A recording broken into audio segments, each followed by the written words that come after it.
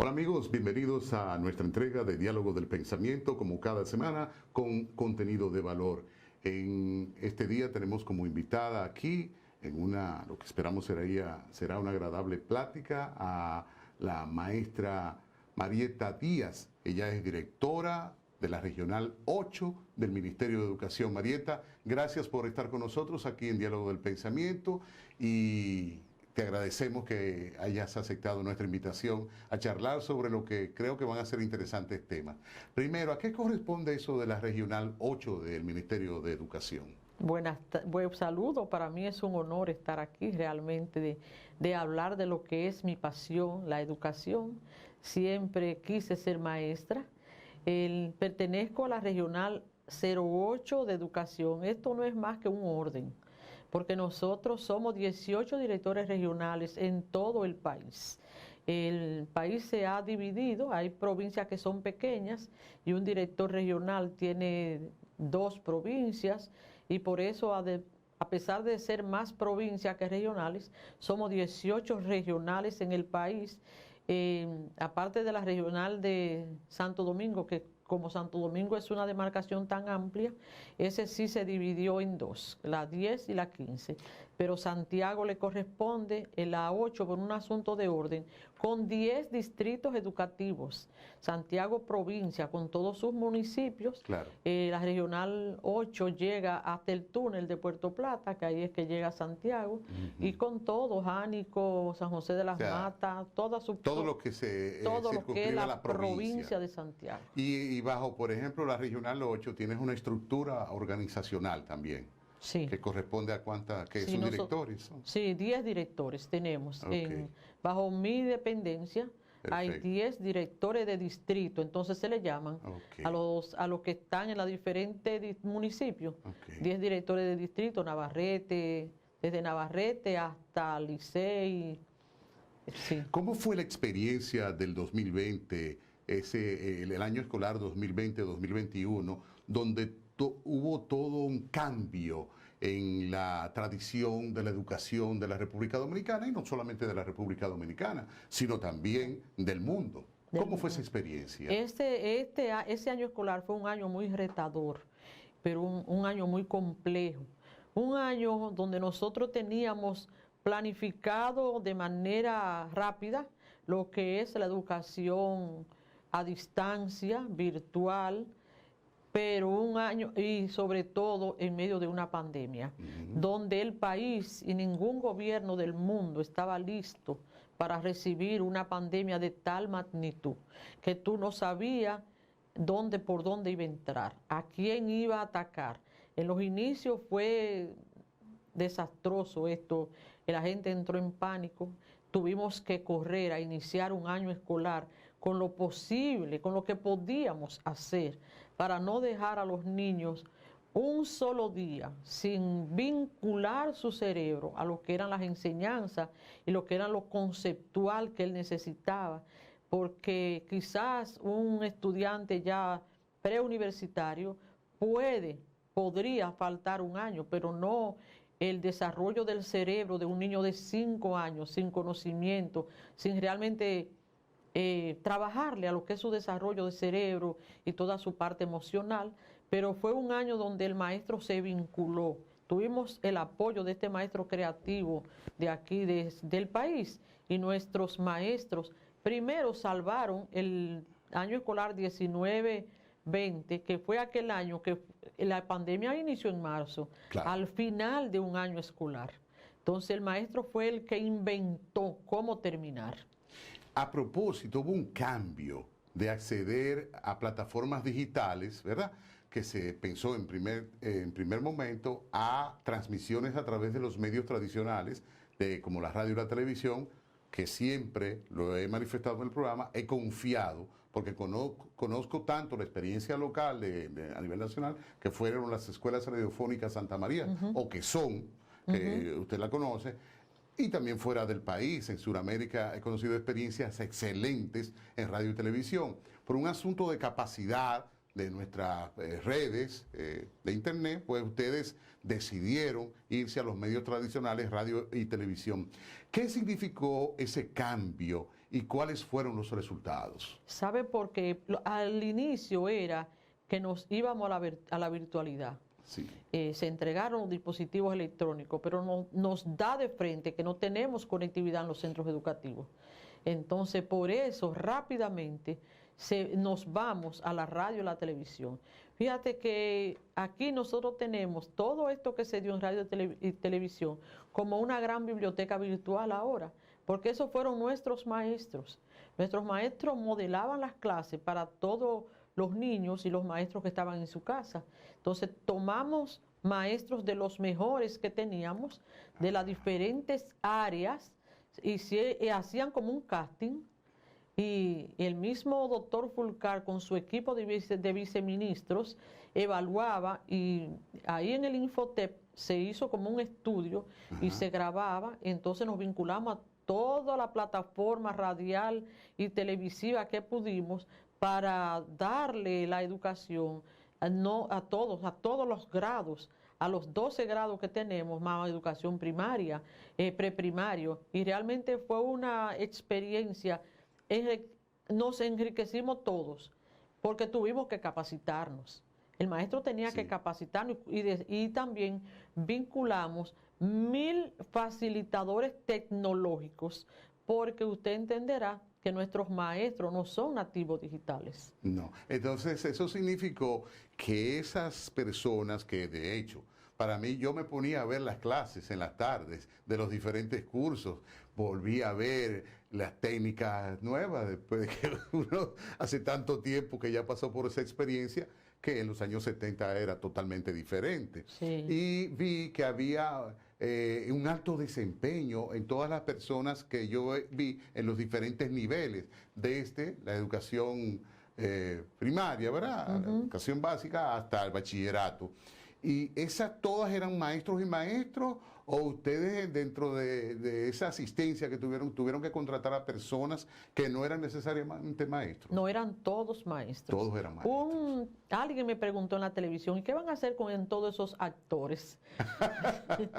No eran actores, eran nuestros maestros. Sí, y se le notaba y que se le daba manejaban. seguimiento porque tal vez no tenían mucho manejo de cámara y de asuntos técnicos de la televisión, pero tenían las competencias. Claro, claro. Entonces eso no lo podía tener un actor. Sí. Entonces era nada más ayudarlo en el manejo de la grabación, pero nuestros maestros son espectaculares. Bueno, Marita, yo quedé muy satisfecho, que soy un individuo crítico ante lo que dice la expresión, porque primero como comunicador y luego como abogado, son elementos fundamentales en la comunicación, y yo me quedé muy satisfecho del nivel, del manejo de la comunicación verbal de esos maestros. Realmente fue una gran experiencia, y mucha gente pensó que eran figuras de la televisión probablemente, o actores, yo no sé, y por eso seguramente le hicieron la pregunta en algún momento, y tiene que ver eso con el tema del manejo de la dicción, de la expresión de las ideas, eran muy buenos en eso. O sea que ustedes tuvieron un gran logro en ese sentido, y además del reto que eso significó. Y se hizo una gran depuración. Nosotros aquí en Santiago propusimos 58 y salieron tan buenos que maestros de esos fueron mandados para darle la clase a Barahona, a Asua. Así. Sí, por eso era que muchos aquí no lo conocían, porque también se alternaron, porque si había un maestro muy bueno de matemáticas, pues se mandaba donde el doctor decía que quería elevar el nivel de esos campitos muy recónditos. Entonces a Asua, a Barahona, a Higüey, San Pedro, pero eran nuestros maestros, con un grupo de facilitadores tecnológicos, enseñándole el manejo de la tecnología a todos los maestros para vincularse con los niños, y otro equipo enseñándole el manejo para la televisión, para grabar, pero eran nuestros maestros. Entonces lo más interesante de todo esto es que nosotros tenemos todas esas grabaciones como una gran biblioteca ahora. Claro, es un referente, pienso yo, ¿verdad? Sí. Uno de nuestros maestros dice, ¿y cómo sería que se le trabajó a la suma de fracciones con diferentes denominadores? Y no tiene más que ir a buscar cómo se enfocó. Ese archivo, y le sirve de referente. Sí, sí, ay, qué interesante. Y aunque fue por una emergencia, como lo describes hace un momento, por un problema de la pandemia, que no fue agradable, pero si no hubiese existido la realidad de la pandemia, tampoco ustedes hubieran seguido también de manera regular, O impartiendo, tradicional. sí, tradicional, ¿verdad que sí? Entonces eso ha sido una gran experiencia porque hay una cosa que yo, de las sociedades que he podido conocer, las aulas, y yo soy un creyente de eso, Marieta, las áreas físicas, sobre todo a nivel ya superior, de educación superior, para mí van a ir desapareciendo. El individuo cada vez más va a ir participando con sus facilitadores en remoto, como ya hay sociedades como Japón, donde... Y aquí también, aquí, como lo debes saber, hay universidades que ofrecen maestrías. En España hace muchos años que se hacen maestrías, quizás Sí. más de 20 años. Y esto nos dijo a nosotros que podemos, porque ahora ya casi todas las reuniones se hacen por Zoom. Sí, son Y se hacen virtuales. virtuales, Por el entonces tema que de no la nos tenemos que seguridad. desplazar. Entonces, realmente todo esto nos dijo a nosotros que le podemos sacar partido a la virtualidad. Y hay temas que van a venir, los niños van a tener, ahora los estudiantes nuestros de secundaria van a tener todos sus libros en su dispositivo electrónico, no va a haber Debe libro ser así, físico, sí. porque eso es un gasto. Es Si un yo les gasto, digo, sí. yo voy por ejemplo al departamento de tecnología de mi regional y digo, ¿y ustedes, este es el departamento de tecnología con todos estos papeles? ¿Y qué hacen ustedes con todos esos dispositivos? ¿Entienden? Así Entonces, es. si se pueden, los libros de la secundaria se van a poner en los dispositivos de manera Qué digital. bueno, qué bueno. ¿Qué es los pequeñitos que van a manejar sus libros físicos? Entonces, esto nos dice a nosotros lo que nos permitió rediseñarnos, reinventarnos, decir, acelerar el uso de la tecnología en República Dominicana. Nosotros tuvimos que entregar 165.000 dispositivos electrónicos en Santiago a nuestros niños y vincular a todos los maestros a que tienen que capacitarse, a que tienen que usar la tecnología y hacer los grupos y usar sus plataformas para que revisen sus tareas, para los foros con los estudiantes, para las tareas virtuales. Entonces, tuvimos que capacitarnos. Yo supongo, Marieta, que a partir de esta experiencia también los maestros adquirieron conocimiento, como lo acabas de decir, que los capacitaron, o sea que ya tienen mucho conocimiento y si no tienen mucho, ya entraron Al mundo al tecnológico. tecnológico y digital, ¿verdad que sí? Que es fundamental. Porque era una gran brecha. El doctor Dofulcar dice que venía a estrechar una brecha entre ricos y pobres, pero luego en el camino se da cuenta que también hay que estrechar una brecha generacional.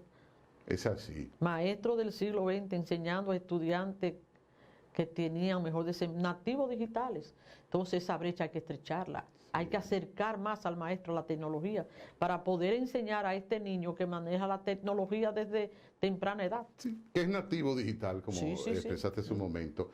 Eso es muy importante y en los próximos segmentos vamos a seguir tocando otros temas también que tienen que ver con el currículo y los diagnósticos que ha hecho el Ministerio de Educación de la República Dominicana. Así que, con tu permiso, en un momento regresamos a Diálogo del Pensamiento en esta agradable plática con Marieta Díaz, quien es directora de la Regional 8 del Ministerio de Educación. No se vayan.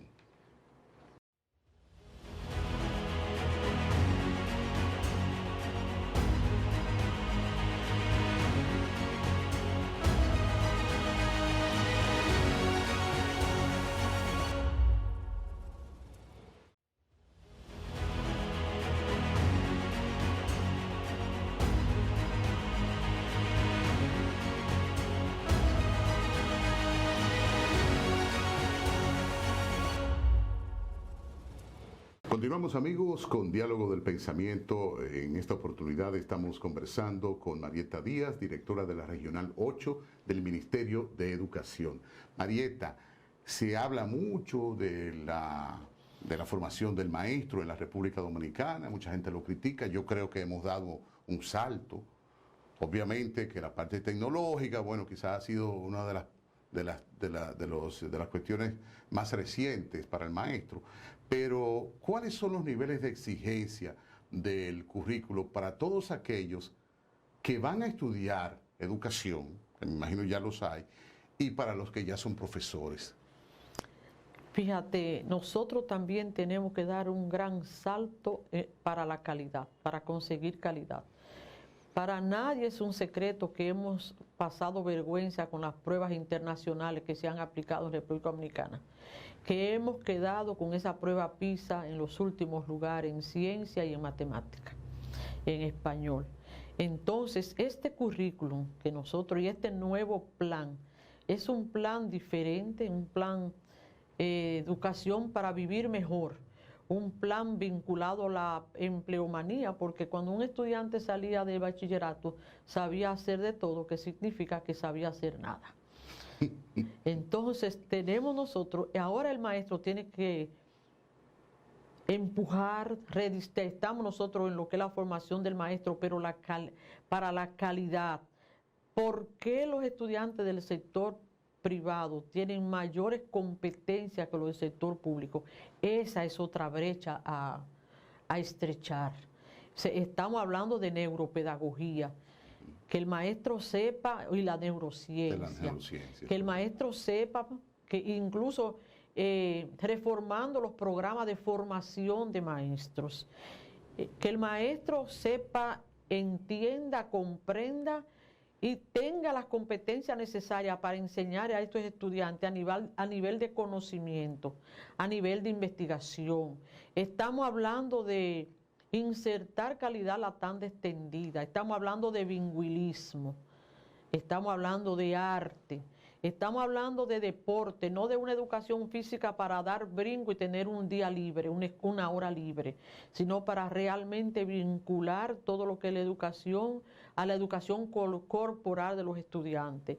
Pero que ellos, no un niño que sea una vasija donde se llene de informaciones, sino un estudiante donde nosotros los maestros, le demos la chispa de la investigación y de su propio aprendizaje, que él se vincule lo que realmente es una competencia, un conocimiento para la vida, que donde quiera que él vaya, él pueda accionar con lo que aprendió en la escuela. Por eso se está hablando de cátedra ciudadana, que es porque tenemos nosotros que esta sociedad se dejó a la deriva, se dejó al laissez-faire, al que se hiciera. Por ejemplo, mira, se está hablando de la reforma policial. Una policía, como yo he planteado cuando me ha tocado opinar, estos muchachos de dónde vienen, qué se le ha dado, cómo se ha formado. Vienen de las escuelas públicas, vienen sin ningún conocimiento ni ninguna formación, ni ética ni cívica. Entonces lo enganchan a la policía y lo dejan solo, a la deriva, a delinquir con un arma en la mano. Entonces nosotros, como escuela, como MINER, tenemos que dar a esa formación al individuo para hacer lo correcto, para que se vaya a una carrera. Porque por eso aparecen los youtubers, por eso aparece todo esto, que el muchacho, como no tiene oportunidad, el muchacho de la escuela pública no se le dio el interés por ir a hacer una carrera, ni la oportunidad de estudiar medicina, de estudiar ingeniería, porque sabía que no lo podía hacer. Un muchacho que salgan, un grupo de bachilleres de 40, que salgan sin saber hacer nada y sin dinero para estudiar en una universidad, ¿qué va a hacer? O irse a hacer delivery, o irse a ser youtuber, a ver dónde él consigue unos chelitos para sobrevivir. O bregar con drogas. Sí, esta es la escuela que nosotros aspiramos. Por eso el doctor Fulcar, con su modelo educativo, Educación para Vivir Mejor, quiere vincular todos los liceos a Politécnico.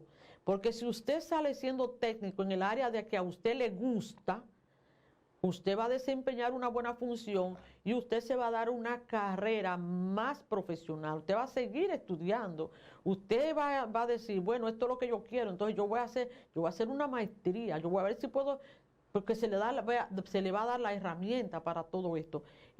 Pretendemos que nuestros estudiantes este año poder graduar la primera generación de bilingües. Sabe que en la escuela pública no se enseña inglés más que los colores y los números del 1 al 10. Sí. Es que el estudiante pueda aprender 2 lenguas diferentes a la que tiene, para que se incorpore al trabajo laboral de manera eficiente, para tener buenos técnicos. Esa es la escuela que nosotros pretendemos y esa es la escuela que nosotros estamos trabajando, pero necesitamos un maestro empoderado, un maestro que diga, yo le voy a dar lo mejor a mis estudiantes, por lo tanto yo tengo que capacitarme en el nivel de conocimiento. ¿Dónde radicó ese cambio en los años 70, cuando mi experiencia, cuando yo fui estudiante, los maestros eran nuestros padres, había una entrega absoluta de los maestros, que no se detenían si también ellos tenían que sacrificarse. Recuerdo que, bueno, esas fueron las primeras experiencias que yo vi prácticamente de lo que era la tanda extendida, porque uno entraba en la mañana y se iba en la tarde, en los colegios privados. No era esa misma tipo de organización, pero los maestros siempre estaban al lado de nosotros, incluso los días de fiesta, los días patrios, cuando había muchachos, como dicen ustedes, que estaban medio flojos en algo, entonces se sacrificaban las tardes. ¿Por qué cambió esa concepción del maestro con relación al maestro de ahora? ¿Qué pasó con esos maestros brillantes que nosotros tuvimos en otras épocas, Marieta? Yo pienso que fue que todos los estamentos del Estado por años se dejaron solos. No solamente como se dejó la policía. Se abandonó. Se abandonaron todos, no había control.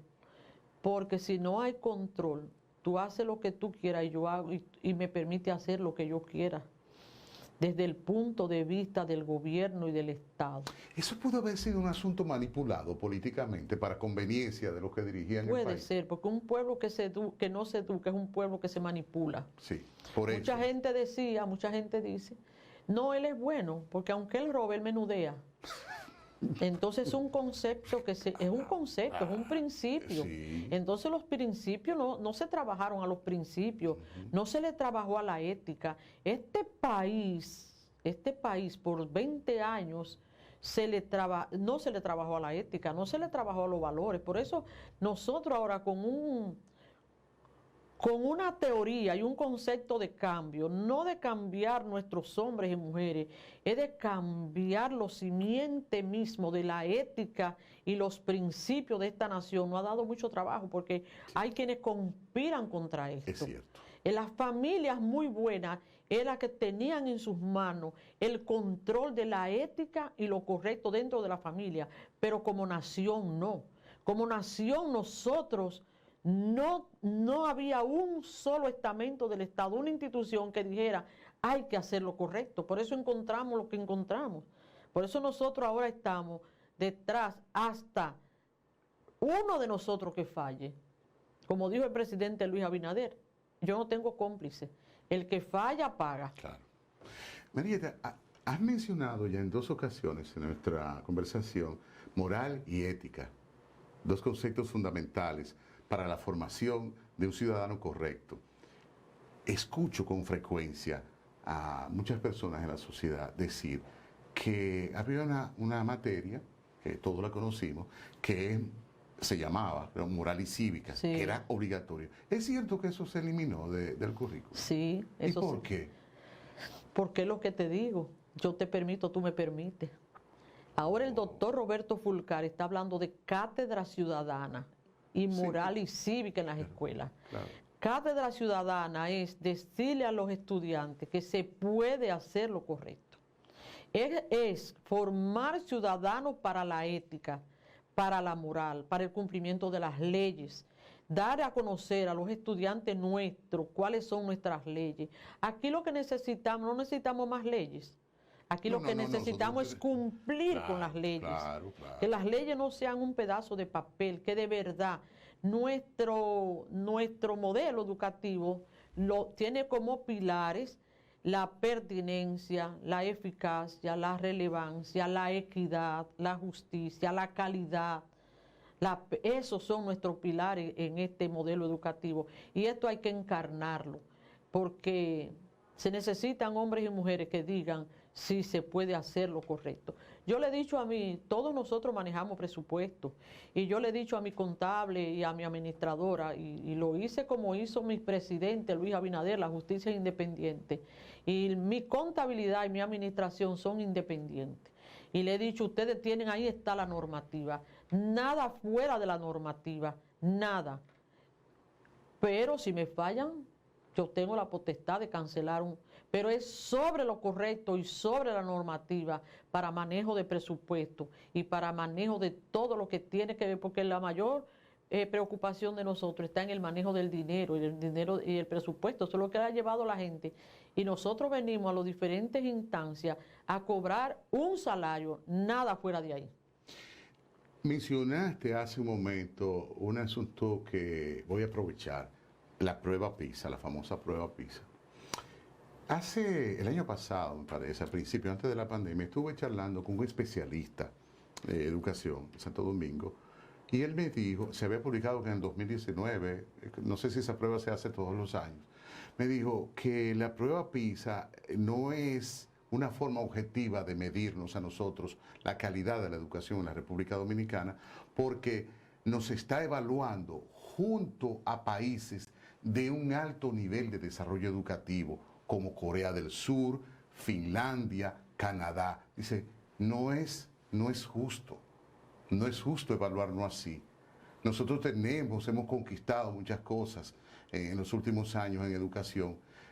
Explícanos qué concepción tienes de esas pruebas y si eso es real, como él me lo explicaba. La prueba PISA es una evaluación al currículum, pero el currículum hay temas que son comunes. Y hay esas sociedades de educación avanzada. Sí, son comunes. Por ejemplo, el álgebra que se da aquí es la misma álgebra que se da en todas partes. Supongo que sí. Eso no cambia. Sí. La ciencia, por ejemplo, que es donde es ciencia y matemática. Matemáticas, sí. Esas son, en la ciencia la misma. Entonces, es eso. Entonces, ese parámetro... son los mismos parámetros, son los mismos, son las mismas competencias. Lo que pasa es que si nosotros aquí pedimos que se nos baje la calidad, que se nos bajen los parámetros, entonces nosotros estamos diciendo que no podemos, que entonces que bajemos la calidad, entonces no va a ser comparable. Para una prueba, la prueba PISA ahora corresponden en el 2022 y nosotros nos estamos preparando para una prueba PISA para dar un salto en esa prueba, manejando lo que es la calidad, las competencias de los muchachos, en eso, porque no es desconocido el currículo que se evalúa en la prueba PISA. No es desconocido. Lo que nosotros tenemos que tener es darle más al estudiante, explotar más al estudiante. ¿Por qué hay padres que dicen, lo quiero allí y no aquí? ¿Por qué elegir La Salle y no una escuela pública? ¿Por qué? Y el currículo es el mismo. Entonces ahí es que nosotros estamos apelando que el maestro, y mira una cosa, que a veces tenemos maestros que vienen del sector privado y van al sector público y se comportan de manera diferente. Y nosotros quisiéramos que hagan el mismo esfuerzo con el más vulnerable, que es el de la escuela pública. Aunque nosotros somos mineros de ambos niveles, de ambas modalidades, pero nosotros queremos mayor calidad en la escuela pública. Y muy interesante esa expresión. Entonces, ¿estás de acuerdo totalmente en que la evaluación de PISA debe seguir como está? Sí, totalmente. O sea, una evaluación al currículo. Lo que nosotros tenemos que hacer es trabajar más, explotar más. Nosotros tuvimos esta semana que nuestros estudiantes aquí en Santiago nos llevamos primero y segundo lugar en matemática y segundo lugar en español, ciencia, y estuvimos en las premiaciones nacionales en las 4 áreas, y tuvimos algunos estudiantes de la escuela pública, pero la mayoría se la llevó a los colegios, entonces eso tiene una lectura. Claro. Eso tiene una lectura, entonces ahí es que nosotros vamos a elevar la calidad de las competencias de nuestros muchachos de la escuela pública. Y eso hará, supongo yo, que los padres vuelvan a esa concepción de los años 60, donde la educación pública era la favorita. Exacto. Las excepciones, o la excepción era la educación privada. Exacto. Porque la educación pública era tan buena, y tenemos muchísimas muestras de nosotros, de políticos, de profesionales que todavía están incidiendo en la vida pública de la República Dominicana y que son fruto de esas escuelas públicas, Claro. que son famosas y no voy a mencionar. Vamos nosotros ahora a la publicidad y regresamos en breve, no se vayan.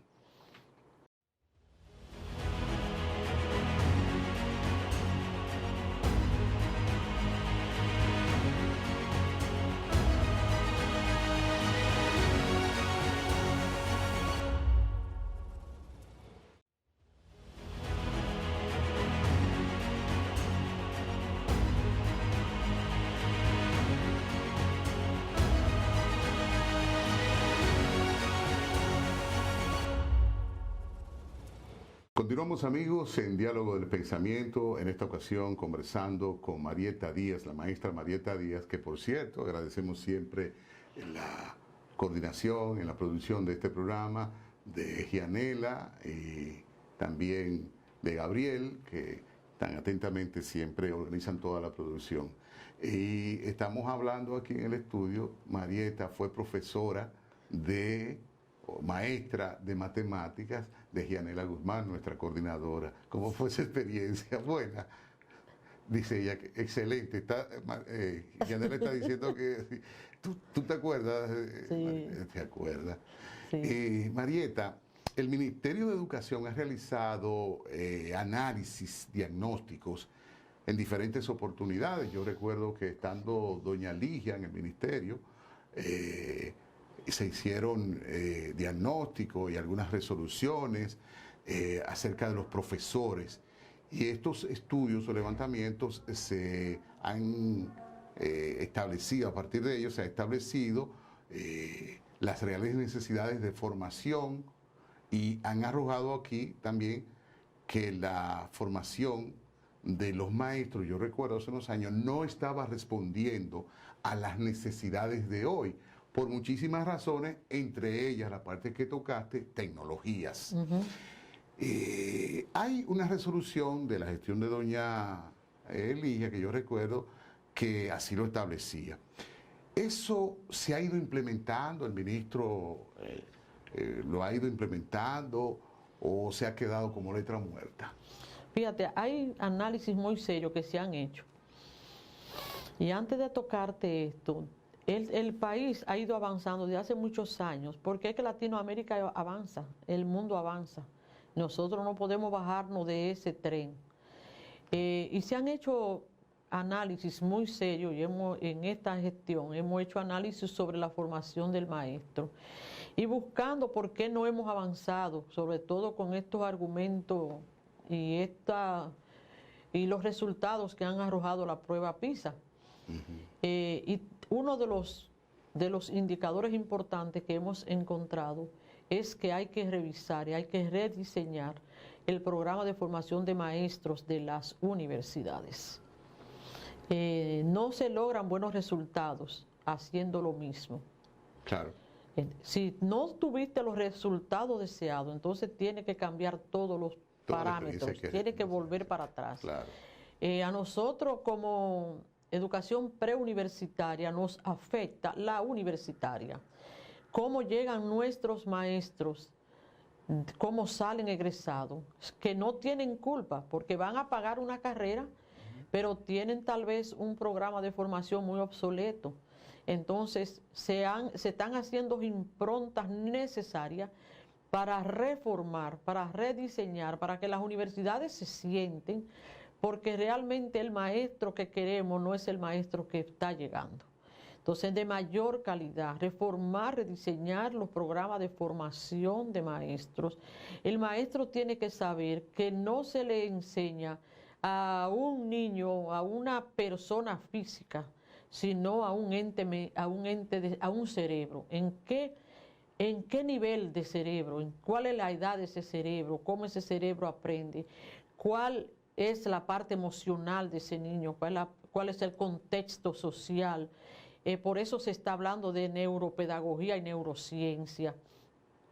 ¿Cómo se desarrolla mi niño? ¿Cuál es el contexto social de ambos? Y hay muchas cosas.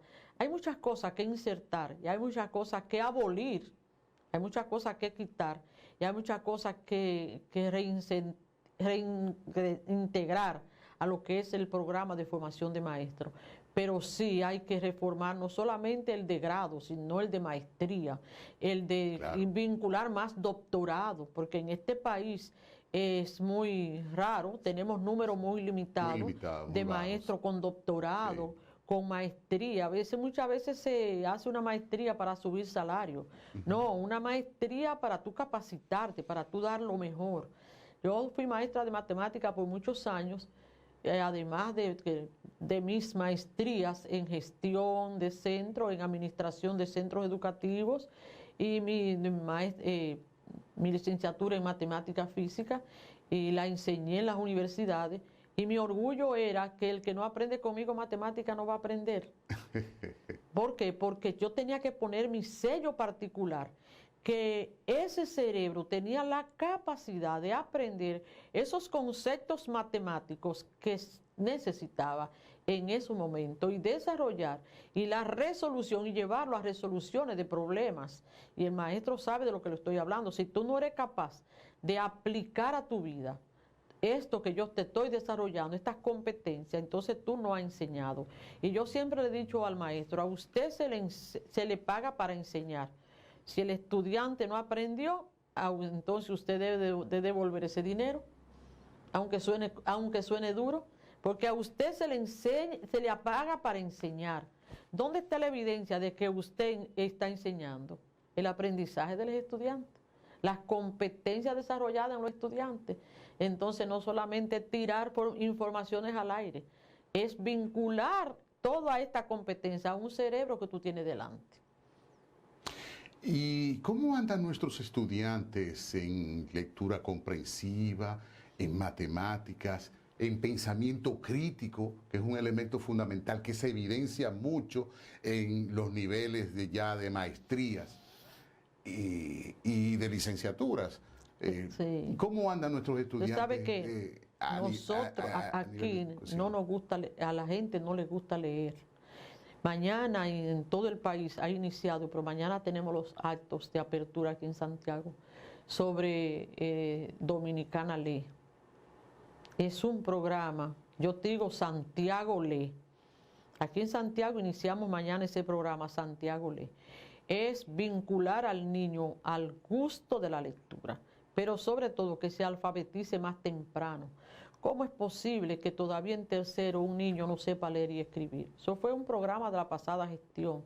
En el modelo educativo obsoleto, infuncional de la pasada gestión, el niño podía llegar a tercero sin leer y no importaba. No me diga. ¿Y entonces cómo pasaba el curso? No pasaba, no, porque no repetía. No repetía. Sí, porque no existía la repetición. No existía la repitencia y como no existía, yo no hacía mucho esfuerzo como maestra, porque el niño como quiera iba hacia adelante. Y ese pobre niño, en todo el sentido de la palabra, llegaba a tercero sin saber leer. Y si un niño de tercer grado todavía no sabe leer, tú entenderás que no ha leído un solo cuento. No. Y usted sabe el gusto del niño por leer un cuento. Claro. El niño disfruta y ahí es que se vincula el niño. Hay países extranjeros que tú vas y tú encuentras el niño con un libro en la mano. Incluso por eso que nosotros vamos a la playa y vemos los extranjeros leyendo. Y nosotros nos estamos divirtiendo. Claro. Y de hecho, déjame hacerte paréntesis porque lo he visto en mi nietecita, que la más pequeña tiene 5 años, en Canadá. Ella tiene su tablet y ella lee en su tablet todo. Y ya no hay que, cuando no estaba alfabetizada, aún, a ella se le leían los cuentos como uno utiliza, ¿no? Normalmente, ya ella lee sus cuentos y todas sus cosas en su tablet porque es digital fundamentalmente allá. Todo el material que tienen los niños y los estudiantes en sentido general. Y hay una situación muy crítica en eso, y es que el que no sabe leer no puede aprender prácticamente. No. ¿Cómo quiere conocimiento? No. Entonces a eso estamos atacando. El niño de 5 años está en la capacidad de aprender a leer. Claro, claro. Entonces no hay que llevarlo a los 8 para que aprenda.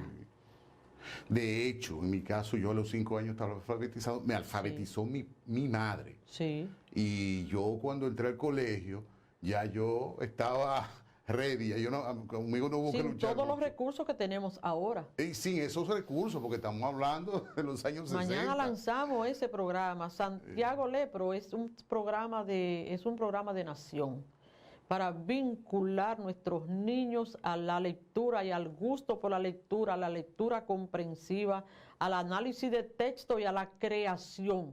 Nosotros queremos que nuestros niños puedan crear proyectos. Por eso es que los muchachos llegan a la universidad y no saben hacer un proyecto y tienen que buscar quién se lo haga. Sí, es así. Entonces, todo esto hay que explotarlo porque nuestros muchachos están en condiciones de adquirir todo esto. Sí.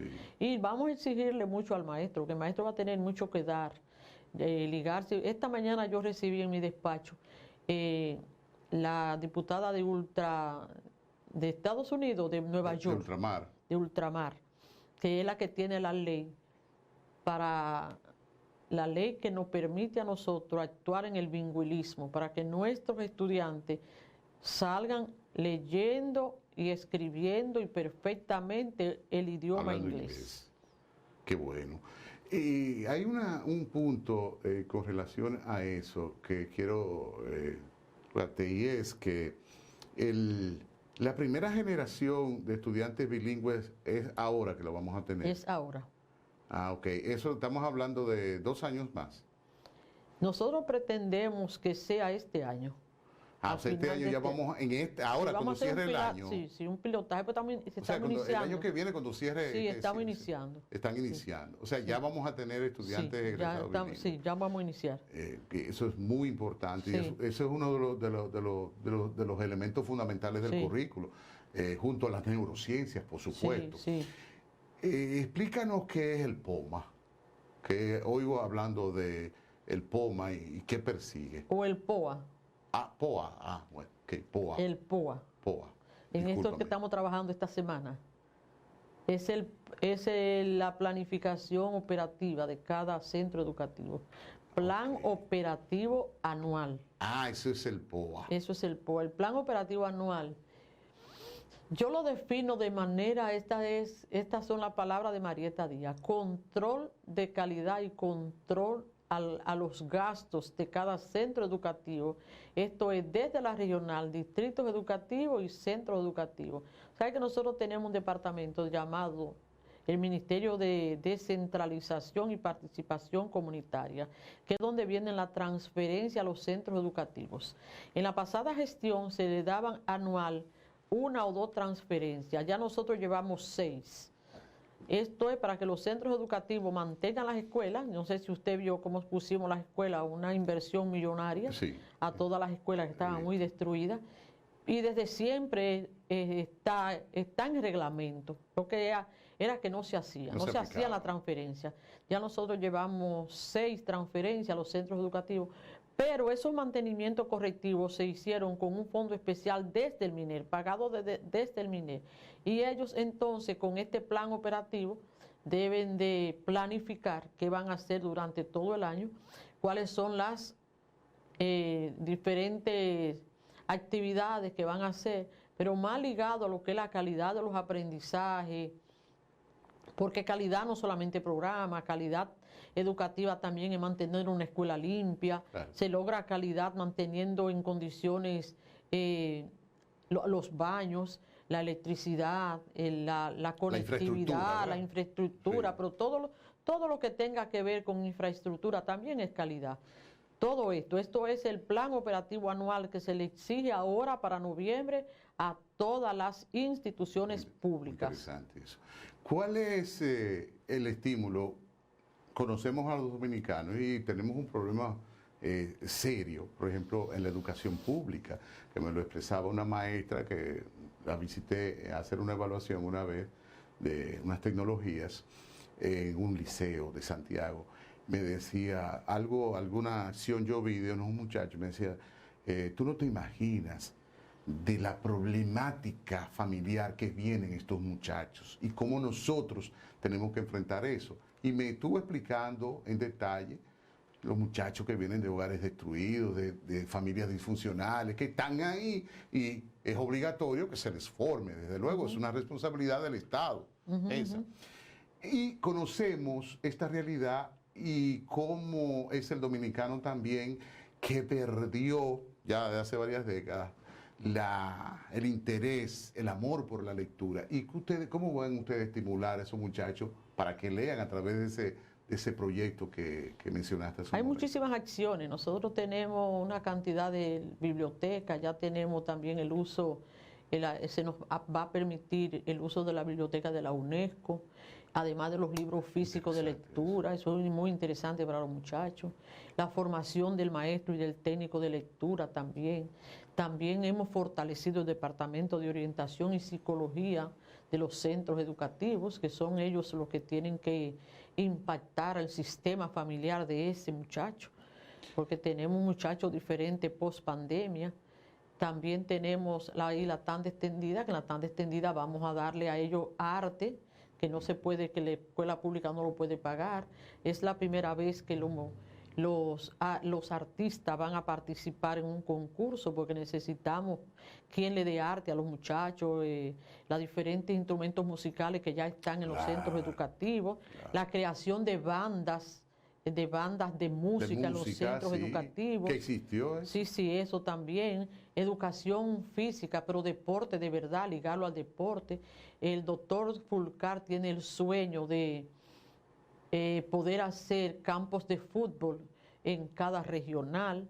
Hay muchas cosas. Por ejemplo, nosotros estamos con un plan piloto ahora montando un consultorio médico en cada centro educativo. Vamos a comenzar por Santiago.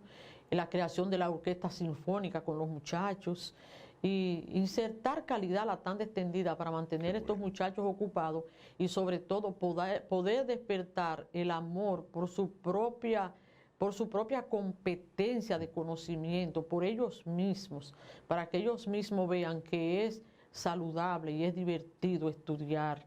Y con la tanda extendida, el inglés, el arte, la música, el deporte, todo lo que podamos darle a los muchachos, que anteriormente tanda extendida estaba ahí, pero no era más que los mismos maestros cuidar a los muchachos, se cansaban.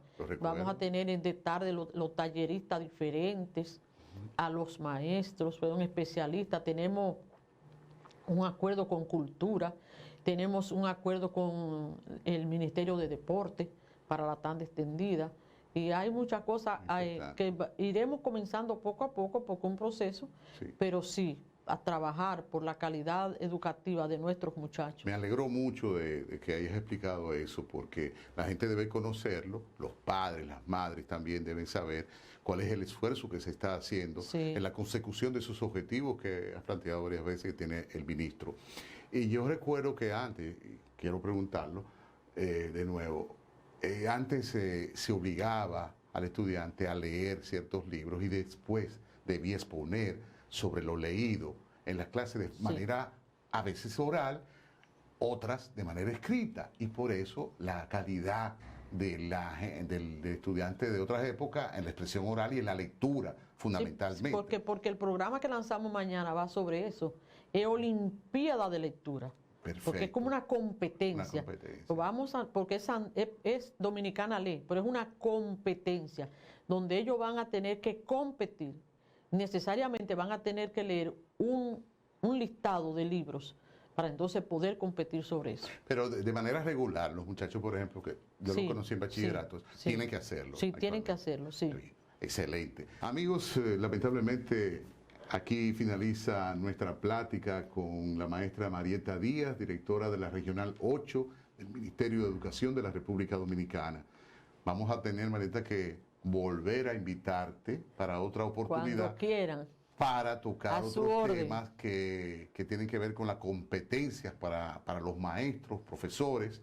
Entonces, hay muchas cosas todavía que debemos abundar y que queremos que la gente realmente lo conozca. Y gracias por esa excelente exposición que has evidenciado también que eres una gran maestra.